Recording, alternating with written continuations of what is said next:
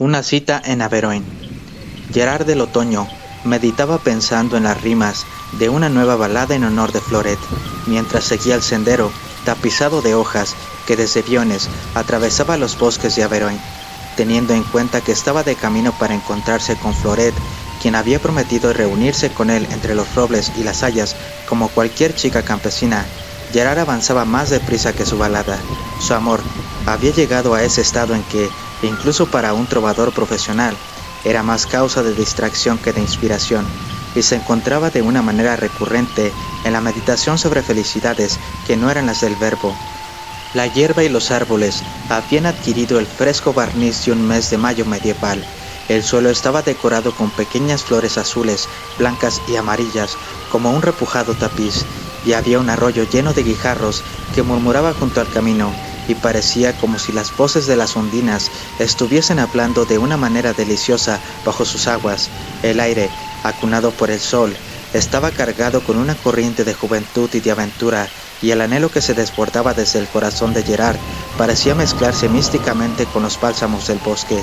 Gerard era un trovador cuyos escasos años y muchos vagabundeos le habían traído un cierto renombre. De acuerdo con la costumbre, había andado de corte en corte, de castillo en castillo, y él era ahora el invitado del conde de la Fresnaye, cuyo elevado castillo dominaba la mitad del bosque circundante.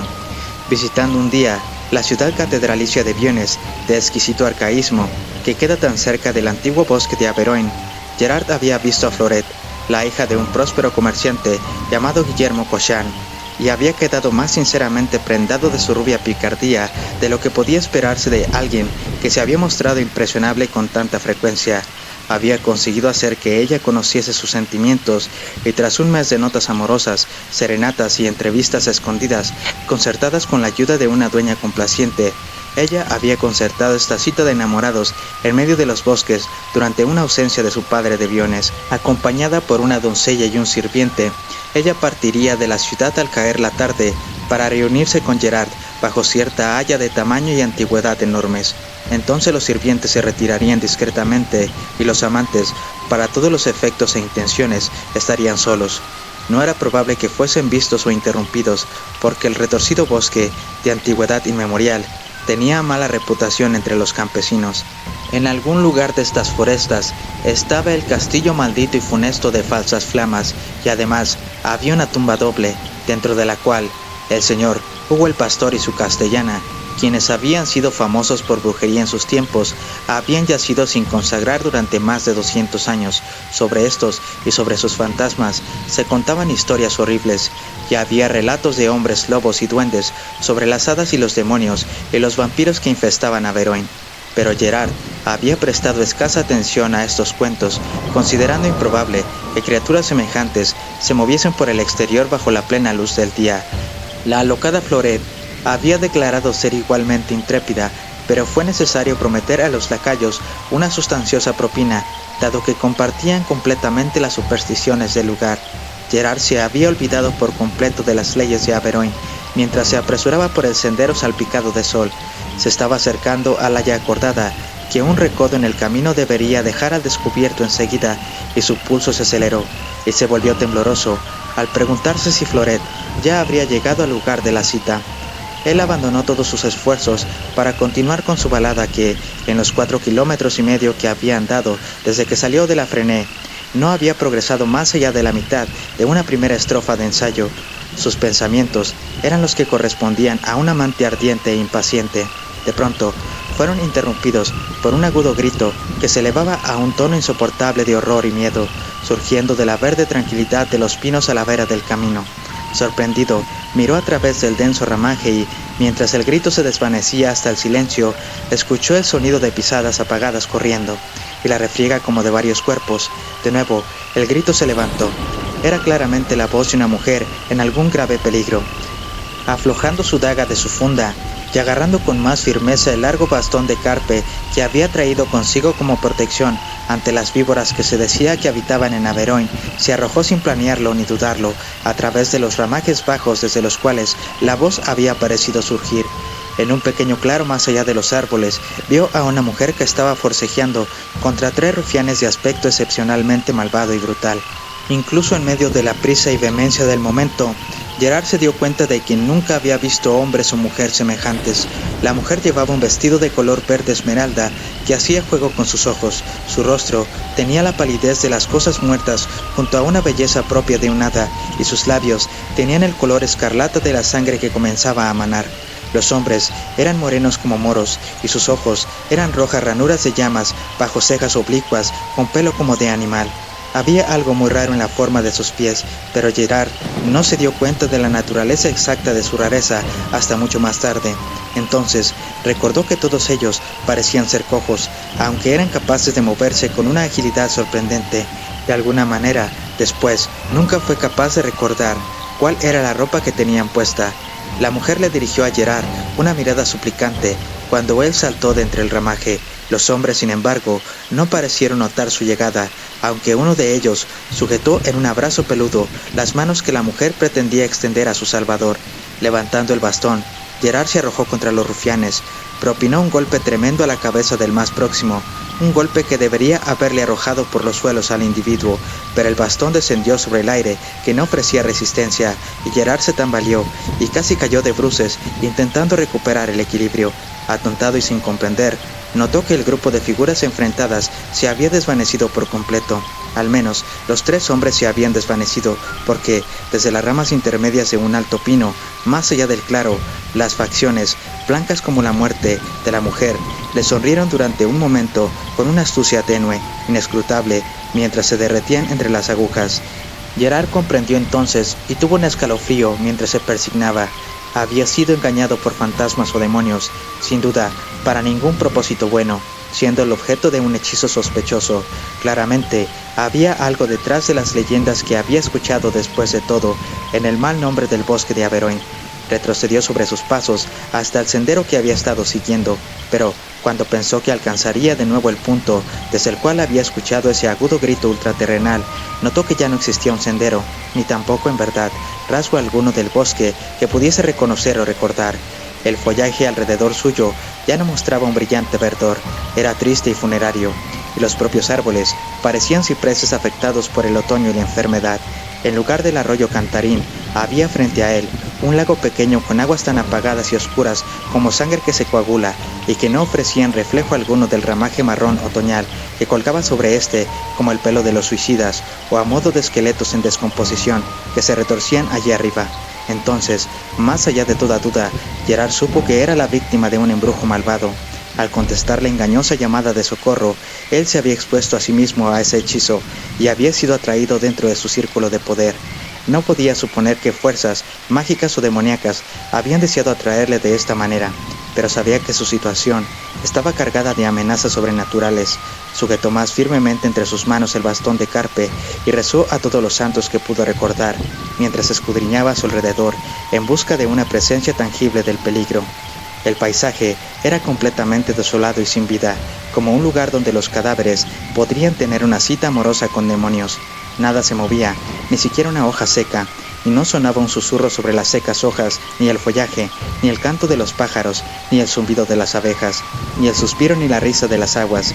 Los cielos sobre él, grises como un cadáver, parecía que nunca hubiesen contenido un sol, y la fría e inmutable luz no tenía ni fuente ni destino, ni rayos ni sombras. Gerard examinó su entorno con ojo cauteloso y, cuanto más lo miraba, menos le gustaba, porque un nuevo detalle desagradable se hacía evidente cada vez que miraba. Había luces moviéndose en el bosque que se desvanecían si las miraba fijamente, rostros de ahogados en el lago que subían y bajaban como burbujas antes de que pudiese distinguir sus facciones, y mirando a través del lago, se preguntó por qué no se había fijado en el castillo de piedra tosca, con muchas torres, cuyas murallas más próximas se asentaban en las aguas muertas. Era tan vasto, gris y tranquilo, que parecía haberse levantado durante lustros entre el agua estancada y los cielos igualmente estancados. Era más antiguo que el mundo, más viejo que la luz, era coetáneo del miedo y de la oscuridad, y en él habitaba un horror que se arrastraba, invisible pero palpable, a lo largo de sus bastiones. No había señal de vida en el castillo, y no ondeaban banderas sobre sus torreones o sobre su alcázar principal. Pero Gerard, con tanta seguridad como si una voz hubiese hablado en voz alta para advertirle, supo que allí estaba la fuente de la hechicería por medio de la cual había sido engañado. Un pánico creciente susurraba en su cerebro. Le parecía escuchar el roce de plumas malignas, el susurro de amenazas y conspiraciones demoníacas. Se dio la vuelta y escapó entre los fúnebres árboles. Entre su desesperación y su pasmo, incluso mientras huía, pensó en Floret y se preguntó si le estaría esperando en el lugar de la cita, o si ella y sus acompañantes habían sido atraídos y descarriados hasta este lugar de ilusiones malditas. Renovó sus oraciones e imploró a los santos por su seguridad, además de por la propia. El bosque a través del que corría era un laberinto de confusión y extrañeza. No había mojones, no había señales de animales o de hombres, y los apretados cipreses y los tristes árboles otoñales se volvieron más densos, como si, obedeciendo a una voluntad malvada, se estuviesen juntando para frenar su avance. Las ramas eran como brazos implacables que pretendían frenarle. Podría haber jurado que notaba cómo se retorcían en torno a él, con la fuerza y la flexibilidad de seres vivientes. Luchó contra ellas, locamente, desesperadamente, y le pareció escuchar el crujido de una risa infernal entre las ramas mientras luchaba. Por fin, con un suspiro de alivio, se abrió paso hasta una especie de sendero. A lo largo de este sendero, con la esperanza loca de una eventual fuga, corrió como alguien a quien persigue el diablo, y después de un breve intervalo, llegó de nuevo a las orillas del pequeño lago, cuyas aguas inmóviles eran todavía dominadas por los altos y toscos torreones del castillo olvidado por el tiempo. De nuevo dio la vuelta y escapó, y tras similares vagabundeos y esfuerzos, volvió al inevitable lago. Con el corazón pesadamente abatido, como en un definitivo pantano de desesperación y terror, se resignó y no hizo nuevos intentos de escapar. Su misma voluntad estaba atontada, aplastada como por la intervención de otra superior que no estaba dispuesta a seguir tolerando su patética obstinación. Fue incapaz de resistir cuando una compulsión, fuerte y odiosa, condujo sus pasos a lo largo de los márgenes del lago en dirección al descollante castillo. Cuando se acercó más, vio que el edificio estaba rodeado por un foso cuyas aguas estaban tan estancadas como las del lago y cubiertas con la porquería iridiscente de la corrupción. El puente levadizo estaba bajado y las puertas abiertas, como para recibir a un invitado inesperado, pero todavía no había signos de ocupación humana, y los muros del gran edificio gris estaban tan silenciosos como los de un sepulcro, y el cuadrado y elevado calabozo tenía todavía más aspecto de tumba que el resto. Impulsado por el mismo poder que le había conducido a través de los márgenes del lago, Gerard atravesó el puente y cruzó bajo la ceñuda barbacana hasta el vacío patio. Ventanas cerradas miraban abajo sin adornos y, en el extremo opuesto del patio, una puerta estaba misteriosamente abierta, mostrando un oscuro salón.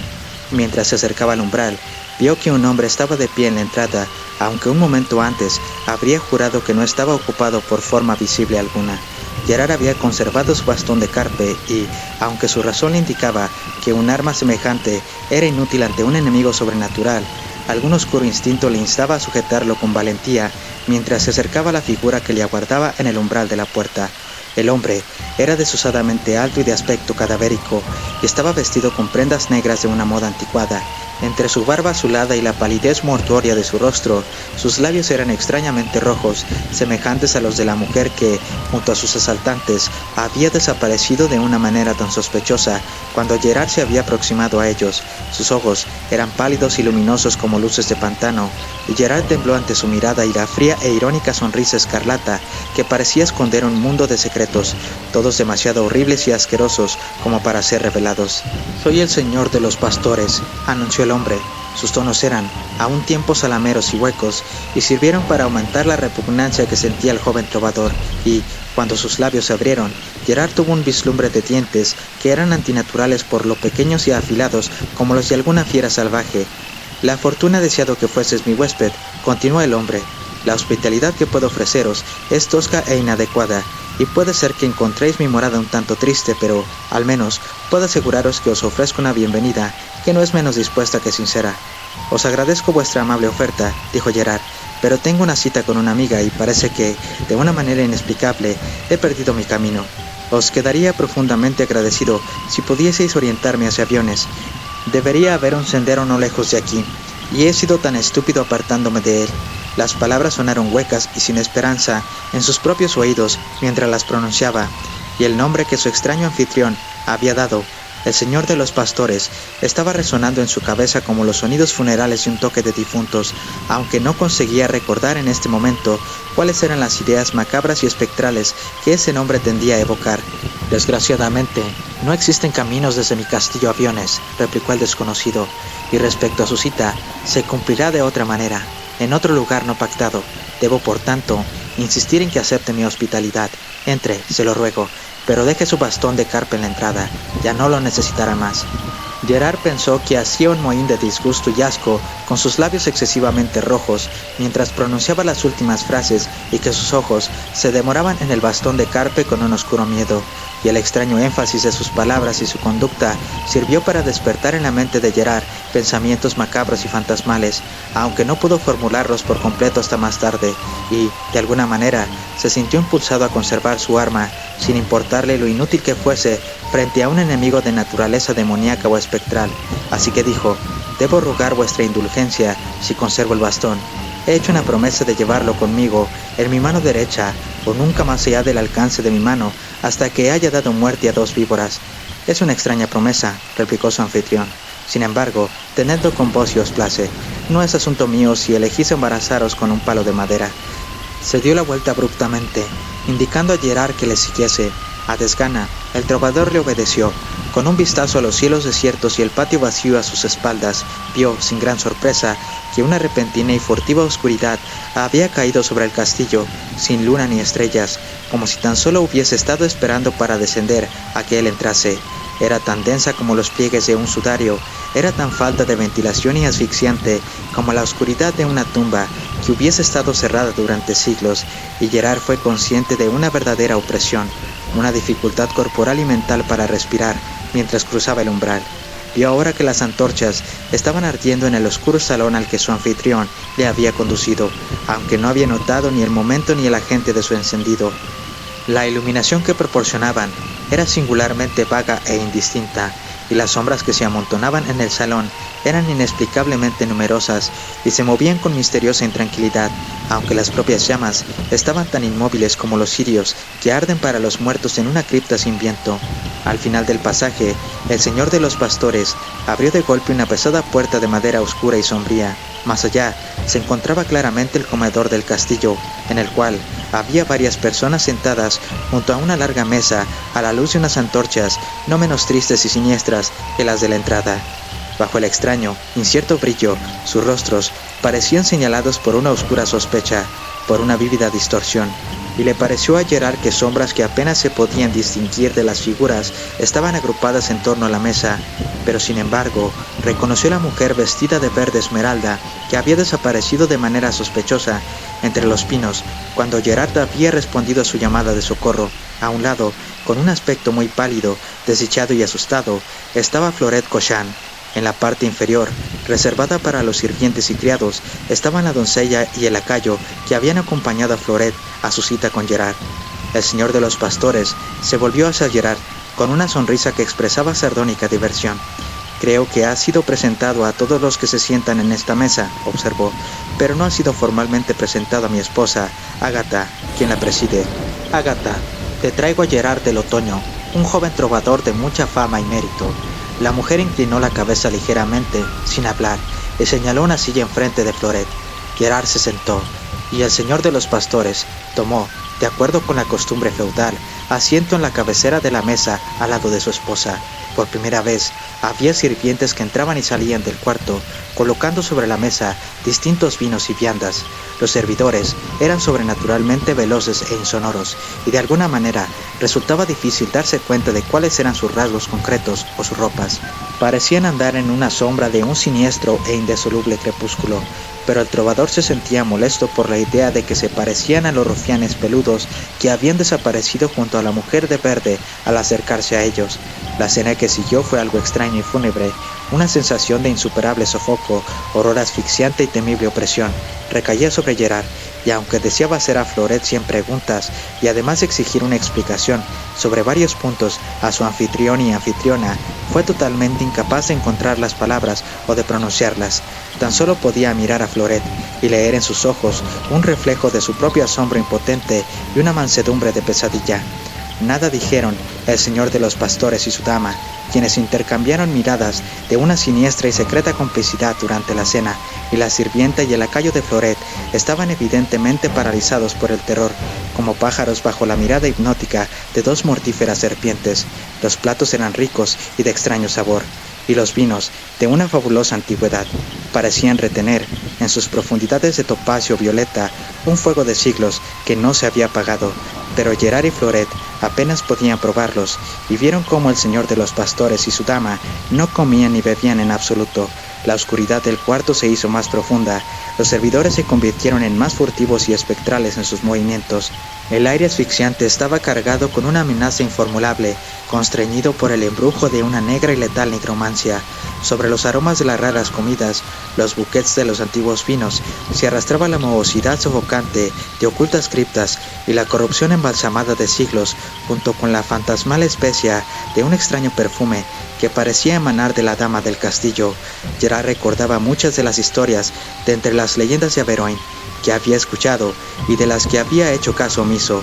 Estaba recordando la leyenda del señor de los pastores y su dama, el último de su apellido y el más malvado, quien había sido enterrado en algún lugar del bosque hacía cientos de años, y cuya tumba era evitada por los campesinos, ya que se decía que continuaba con sus brujerías incluso después de la muerte. Se preguntó qué influencia había atontado su memoria para que no las hubiese recordado por completo cuando escuchó el nombre por primera vez, y estaba recordando otras cosas y otras historias, todas las cuales confirmaban su creencia instintiva respecto a la naturaleza de la gente en cuyas manos había caído. Además, recordó una superstición del folclore respecto a uno de los usos que cabía dar a una estaca de madera, y se dio cuenta de por qué el señor de los pastores había mostrado un interés peculiar por el bastón de madera de carpe. Gerard lo había colocado junto a una silla cuando se sentó, y se quedó aliviado al comprobar que no había desaparecido. Muy discretamente y con tranquilidad, colocó un pie sobre él. La sorprendente cena llegó a su fin, y su anfitrión y la dama del castillo se levantaron. «Les conduciré ahora a sus cuartos», dijo el señor de los pastores, incluyendo a todos sus invitados bajo una oscura, inescrutable mirada. «Cada uno de ustedes puede disfrutar de una habitación separada, si así lo desea, o Floret Cochan y su doncella Angelique pueden permanecer juntas, y el lacayo Raúl puede dormir en el mismo cuarto con Monsieur Gerard». Una preferencia por el último arreglo fue expresada por Floret y el trovador. La idea de una soledad sin compañía en ese castillo de innombrable misterio y medianoche intemporal era repugnante en un grado insoportable. Los cuatro fueron conducidos entonces a sus respectivas habitaciones, en los lados opuestos de un salón cuya longitud era mostrada solo indeterminadamente por las débiles luces. Floret y Gerard se dieron el uno al otro unas tristes y desganadas buenas noches bajo la mirada de su anfitrión, que les coartaba. Su cita era difícilmente aquella que habían deseado tener, y los dos estaban impresionados por la situación sobrenatural con cuyos sospechosos horrores e inevitables brujerías se habían visto envueltos de alguna manera, y, tan pronto como Gerard se hubo apartado de Floret, comenzó a maldecirse a sí mismo como un pusilánime por no haberse negado a separarse de ella, y se asombró ante el hechizo de involuntariedad semejante a una droga que parecía haber adormecido todas sus facultades. Parecía que su mente no le perteneciese, sino que había sido empujada y aplastada por un poder extraño. El cuarto asignado a Gerard y a Raúl estaba amueblado con una cama de cortinas anticuadas en su moda y en su tejido, e iluminado con velas que sugerían un funeral por su forma y que ardían apagadamente en un aire que estaba estancado con la mohosidad de años muertos. «Ojalá durmáis profundamente», dijo el señor de los pastores. La sonrisa que acompañó y siguió a estas palabras fue no menos desagradable que el tono, aceitoso y sepulcral, en que fueron pronunciadas. El trovador y el sirviente fueron conscientes de un profundo desahogo cuando se marchó, cerrando la puerta con un sonido metálico de plomo, y su alivio apenas se vio disminuido cuando escucharon el chasquido de una llave en la cerradura. Entonces Gerard inspeccionó el cuarto y se dirigió ante una de las ventanas, a través de cuyos pequeños y profundos paneles solo podía ver la oscuridad apremiante de la noche, que era verdaderamente sólida, como si todo el lugar estuviese enterrado y rodeado por una tierra que se pegaba. Entonces, en un ataque de cólera incontrolable ante su separación de Floret, corrió a la puerta y se arrojó contra ella. La golpeó con sus puños cerrados, pero en vano. Dándose cuenta de su tontería y desistiendo al fin, se volvió a Raúl. «Bien, Raúl», le dijo, «¿qué piensas de todo esto?» Raúl se santiguó antes de contestar, y su rostro tenía una expresión de miedo mortal. «Creo, señor», replicó por fin, «que todos hemos sido apartados de nuestro camino por hechicería maléfica, y que usted, yo mismo, la señorita Floret y la doncella Angelique, todos estamos en un peligro mortal de cuerpo y alma». «Esa es también mi opinión», dijo Gerard, «y creo que estaría bien que tú y yo durmiésemos solo por turnos, y que quien mantenga la vigilia sujete entre sus manos mi bastón de carpe, cuyo extremo afilaré ahora con mi daga. Estoy seguro de que conoces la manera en que debe emplearse si hubiese intrusos, porque si alguno llegase, no habría duda sobre su naturaleza e intenciones. Estamos en un castillo que no tiene existencia legítima, como invitados de personas que llevan muertas o supuestamente muertas más de 200 años, y personas semejantes, cuando salen al exterior, son propensas a costumbres que no necesito especificar. Sí, señor». Raúl tembló, pero miró el afilamiento del bastón con considerable interés. Gerard talló la dura madera en una punta como de lanza y ocultó con cuidado las virutas. Incluso labró la silueta de una pequeña cruz cerca de la mitad del bastón, pensando que esto podría aumentar su eficacia o protegerlo de daño. Entonces, con el bastón en sus manos, se sentó sobre la cama, desde donde podía vigilar el pequeño cuarto a través de las cortinas. «Puedes dormir primero, Raúl», dijo, indicando la cama que estaba cerca de la puerta. Los dos conversaron inciertos durante unos minutos, después de escuchar la historia de Raúl sobre cómo Floret, Angelique y él mismo habían sido desviados de su camino por los lloros de una mujer entre los pinos y después habían sido incapaces de volver sobre sus pasos. Cambió de tema, y a partir de entonces habló plácidamente sobre asuntos que eran remotos de sus verdaderas preocupaciones, para luchar con su preocupación por la seguridad de Floret que le torturaba. De repente, se dio cuenta de que Raúl había dejado de contestarle y vio que el lacayo se había quedado dormido sobre el sofá. En el mismo momento, una irresistible somnolencia cayó sobre el propio Gerard. A pesar de toda su voluntad, a pesar de los terrores sobrenaturales y los presentimientos que todavía murmuraban en su cerebro, escuchó, a través de su creciente sopor, el susurro de sombrías alas en los salones del castillo. Captó el silbido de voces ominosas, como las de demonios familiares que respondiesen a la invocación de brujos, y le parecía escuchar, hasta en las criptas, las torres y las cámaras remotas, la pisada de pies que se estaban apresurando para cumplir secretos y malignos recados. Pero el olvido le rodeaba como las mallas de una red de arena, y se cerró sin tregua sobre su mente inquieta, y ahogó las preocupaciones de sus agitados sentidos. Cuando Gerard se despertó al fin, las velas habían ardido hasta sus bases y una luz del día triste y sin sol se estaba filtrando a través de la ventana. El bastón estaba todavía en su mano, y aunque sus sentidos estaban aún torpes a causa del extraño sopor que los había drogado, sintió que no había sufrido daño, pero, mirando por las cortinas, vio que Raúl estaba tumbado sobre el sofá mortalmente pálido y sin vida, con el aire y la expresión de un moribundo exhausto. Atravesó el cuarto y se inclinó sobre el lacayo. Había una pequeña herida roja en el cuello de Raúl. Su pulso era lento y débil, como los de alguien que hubiese perdido una gran cantidad de sangre. Su mismo aspecto era marchito y se le marcaban las venas. Y una especie fantasmal surgía del sofá, un resto del perfume que llevaba la dama Ágata. Gerard consiguió por fin levantar al hombre, pero Raúl estaba muy débil y somnoliento. No podía recordar nada de lo que había sucedido durante la noche, y su horror fue patético de contemplar cuando se dio cuenta de la verdad.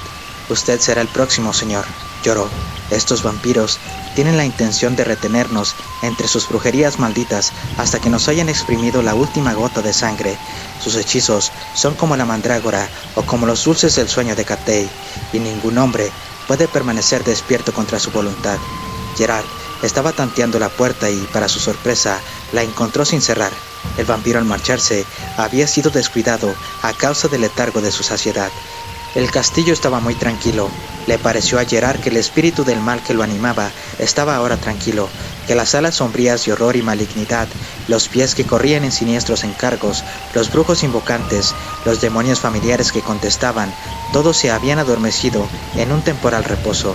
Abrió la puerta, anduvo de puntillas a lo largo del salón desierto y golpeó la puerta de la cámara asignada a Floret y a su doncella.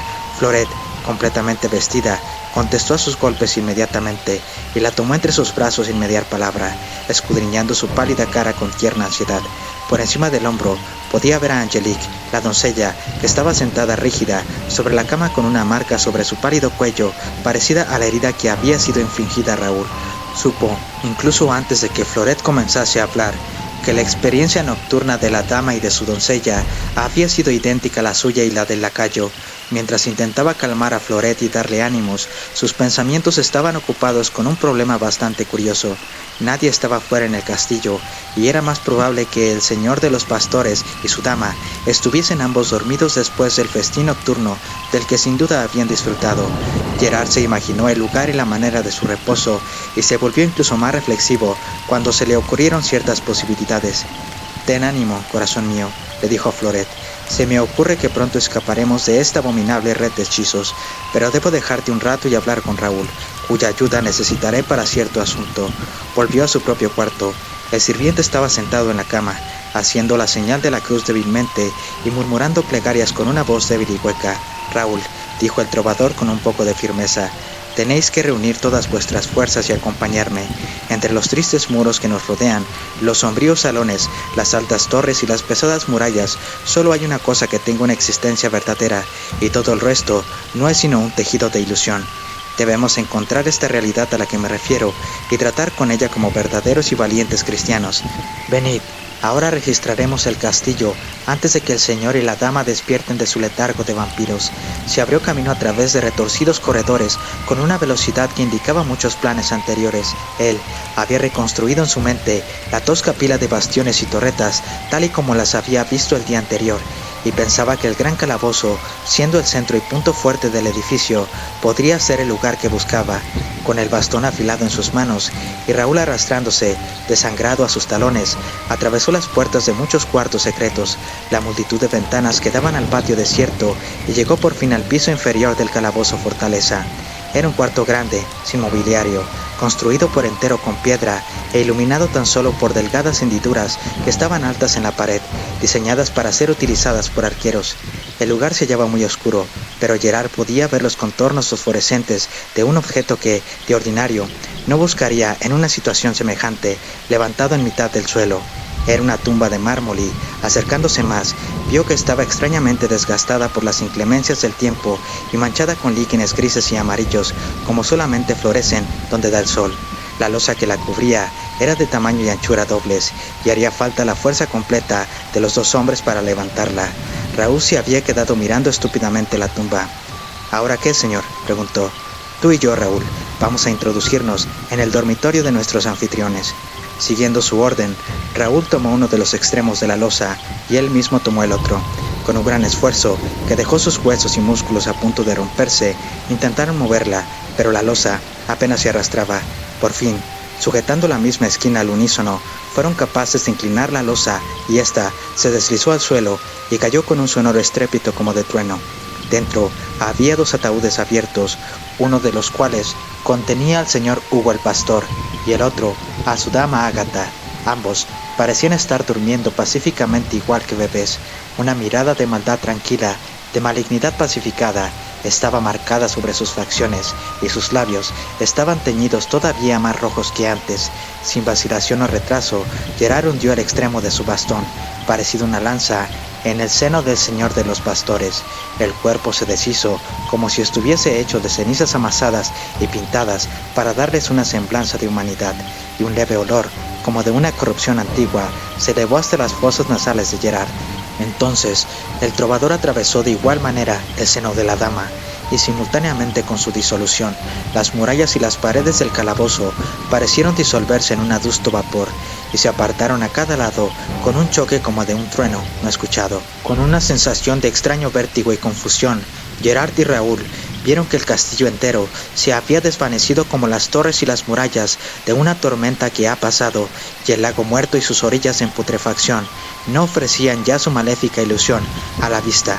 Estaban de pie en un claro del bosque, a la plena luz, sin sombras del sol del mediodía, y todo lo que quedaba del lúgubre castillo era la tumba abierta, forrada de líquenes, que se encontraba junto a ellos. Floret y su doncella Estaban a una corta distancia, y Gerard corrió hacia la hija del mercader y la tomó entre sus brazos. Ella estaba atontada por el asombro, como alguien que emerge del laberinto que ha durado la noche de un mal sueño y descubre que todo está bien. «Creo, corazón mío», dijo Gerard, «que nuestra próxima cita no se verá interrumpida por el señor de los pastores y su dama». Pero Floret estaba todavía confundida con el prodigio y solo pudo contestar a sus palabras con un beso. Fin.